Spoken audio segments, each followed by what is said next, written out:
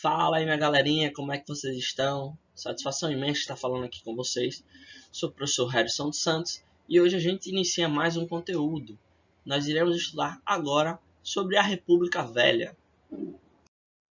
Antes da gente falar sobre a República Velha, a gente precisa saber o que é uma república. República significa coisa pública. Res, que vem do latim, aí, coisa, pública, público. Então a república é uma coisa pública. Mas como era a nossa república? Como foi a nossa república? Ou como está sendo a nossa república? No início da nossa república, ela não era nada pública. Ela não era do povo, e sim de uma pequena classe dominante.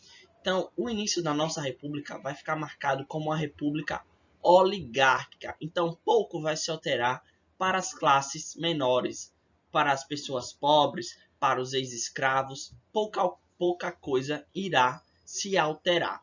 Porque o início da nossa república é uma república de uma classe, uma pequena parcela da população. Nós iremos chamar de oligarquias. Outro ponto sobre nossa república. A República do Brasil, ela vai se iniciar através de um golpe militar, portanto, sem a participação do povo. Assim como aconteceu na independência do Brasil, lá em 1822, no dia 15 de novembro de 1889, quando é instalada a República aqui, as pessoas apenas irão observar o que está acontecendo. Outra característica de nossa república é dividida, na verdade, em dois períodos.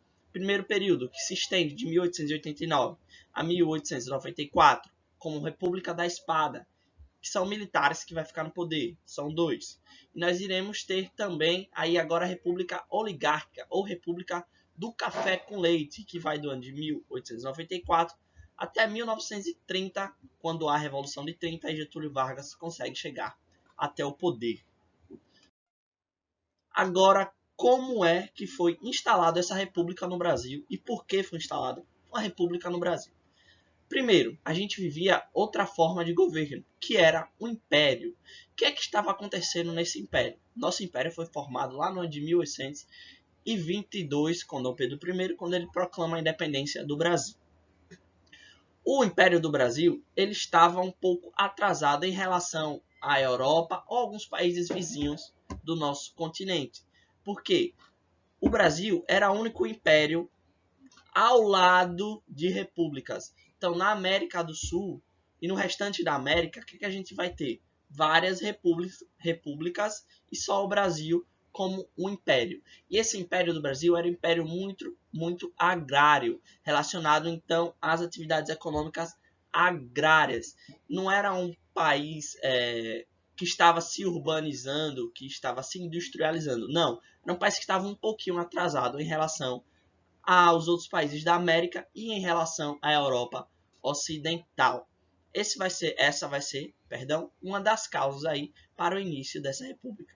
Outra causa será a ascensão do exército a partir da Guerra do Paraguai. Foi lá no ano de 1864. O exército conseguiu sair vencedor dessa guerra lutando com outros países, na chamada Tríplice Aliança, que a gente vai ter a Argentina, o Uruguai e o Brasil.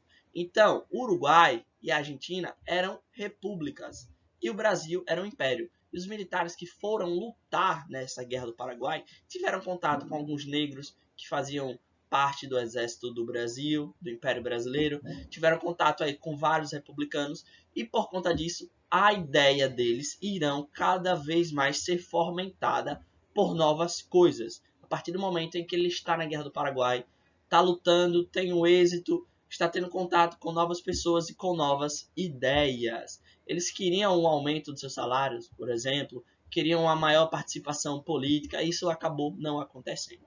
Então eles vão ficar um pouco injuriados com isso. Outra questão, a sucessão do trono do nosso império. O Dom Pedro II não conseguiu ter um filho homem, só conseguiu ter duas filhas, que foi a Princesa Isabel e a Leopoldina. A Leopoldina acabou morrendo no ano de 1871 e nós temos aí a Princesa Isabel que iria herdar esse trono.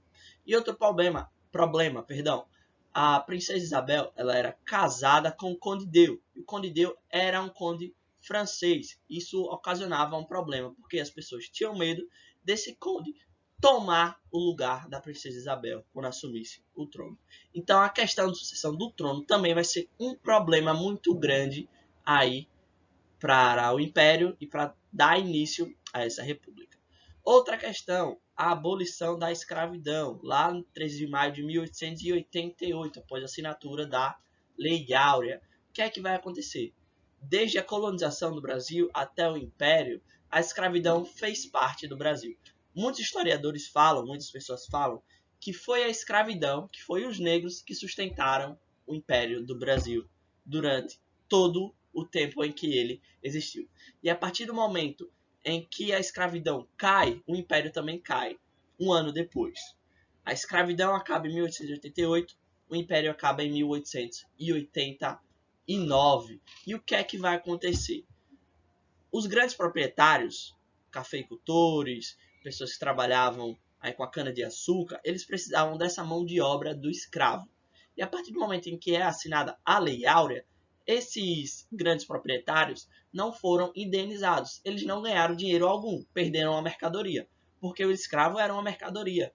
O escravo tinha um valor de um carro popular, 23 mil reais, 24, 30 mil reais. Era algo muito caro. Se a gente for pegar um valor da nossa época, comparado com o valor lá da época do Império.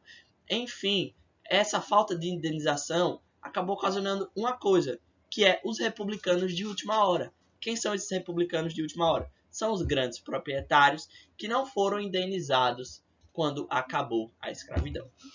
Outra coisa vai ser a questão religiosa. O Dom Pedro II, no final do seu mandato, vai acabar tendo um problema aí com a Igreja Católica, porque ele vai prender 2 membros da Igreja Católica porque eles não aceitaram um homem maçom na igreja. Então, por conta disso, vai acabar acontecendo aí um trauma muito grande, é um baque muito forte para essa sociedade que é católica, quando o imperador prende 2 pessoas relacionadas à Igreja Católica. E por fim, a gente vai ter as ideias positivistas florescendo lá no Brasil, principalmente por aquelas pessoas que iam estudar fora e voltavam, também por causa dos militares.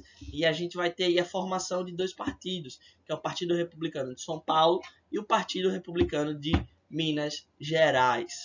Enfim, o positivismo era algo que ligava ao para frente. É tanto que o slogan da bandeira do Brasil é ordem e progresso. Agora vamos fazer uma atividadezinha aqui para a gente finalizar a nossa aula. Então, vamos lá resolver essas questõezinhas aqui. A respeito da proclamação da República e da celebração que acontece anualmente no dia 15 de novembro, selecione a alternativa incorreta.